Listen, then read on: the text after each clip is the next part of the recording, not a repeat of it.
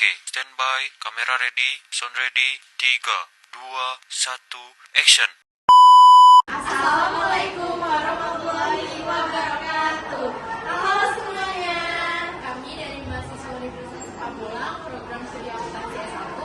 Sebelumnya, perkenalkan nama saya Novita Karlina, saya Rian Fatma, dan saya Siti Nadi Falatko. Di dalam program studi akuntansi ini ada mata kuliah manajemen keuangan. Nah, di dalam manajemen keuangan ini salah satunya membahas tentang penilaian obligasi.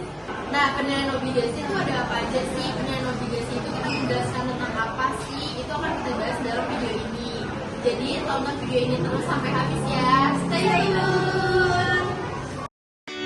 Obligasi adalah surat utang jangka menengah atau panjang yang dapat dilakukan pemindah tanganan, berisikan perjanjian dari pihak yang melakukan penerbitan obligasi yang menyatakan akan melakukan pembayaran upah atau komisi berupa bunga atau kupon di waktu tertentu, beserta pelunasan pokok utang di waktu yang telah ditentukan kepada pihak yang melakukan pembelian obligasi tersebut.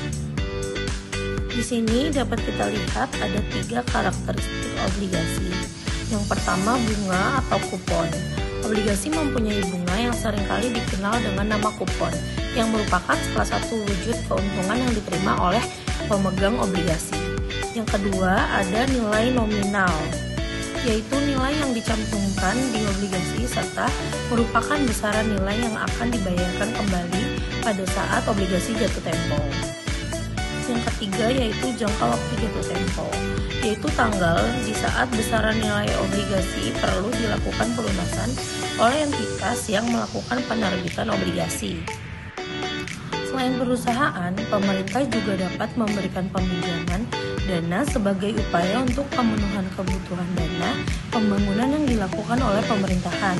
Di Indonesia, pemerintah bisa meminjamkan dana dengan melakukan penerbitan beberapa surat utang, misalnya obligasi negara retail.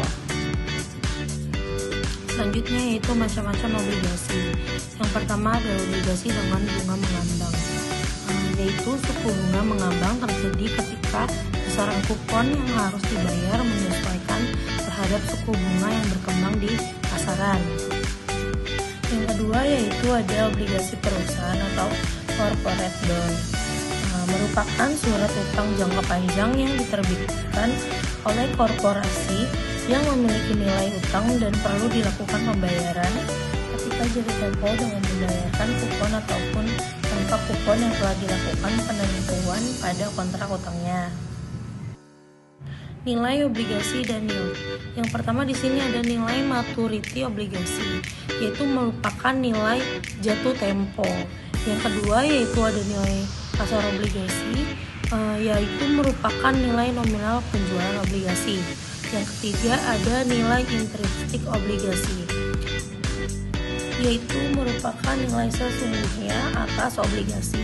Di sini dapat teman-teman lihat definisi dari masing-masing nilai tersebut. Nah, aku langsung aja masuk ke yield obligasi ya teman-teman. Besaran yield sebuah obligasi mencerminkan banyak faktor. Faktor mempengaruhi obligasi secara umum ataupun faktor dengan detail berbagai pertimbangan. Nah, yang dapat kita lihat, penentuan struktur suku bunga dapat dilakukan dengan memperhatikan elemen-elemen seperti suku real, tingkat inflasi, dan resiko suku bunga.